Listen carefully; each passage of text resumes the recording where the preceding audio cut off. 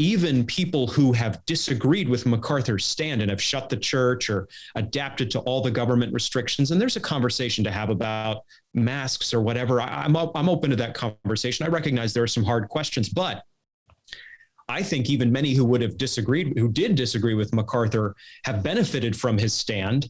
And I actually think there's going to be another round of this, if not more, because I think Western governments are newly totalitarian. At least they're tending that way in different degrees in different places. And I think this is what I was trying to say. I appreciate your question, which clarified some of what I was saying. But I think the totalitarian element is not a small thing. It's not a fever dream. It's not a conspiracy theory. And I don't think it's something that we're going to look back and say, oh, John Macarthur had to deal with that. Wow, so glad that's over. I think it's coming for all of us.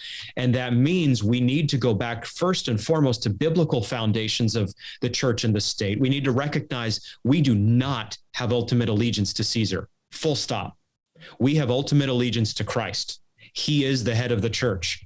Christ is the one who rules Caesar. Caesar bows to Christ. Now, Caesar may not always act that way, but that is the proper functioning of the cosmos. And so we have a lot of teaching and discipleship to do on these points, Mark, to help our members, our church members see that, yes, Romans 13, we want to do as much as we can to submit to governing authorities. Of course we do. But fundamentally, our allegiance is not ultimately to Caesar, it is to Christ. And so when Caesar intrudes on the worship of the church, when Caesar says to shut the church down, we are going to have to resist that. I'll put myself on record that definitively. We are going to have to resist the shutting down of the church.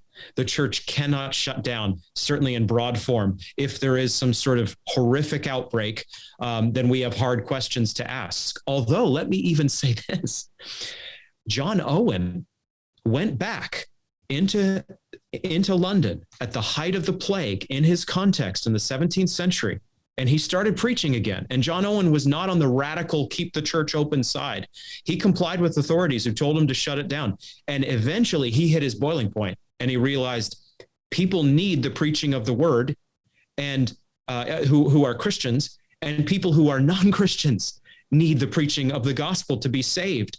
And so even in super spreader contexts, these aren't easy questions, but there is a strong argument for keeping the church open in all these contexts with care, with wisdom, but I believe this is going to be a defining issue, not just of past days, but of days to come.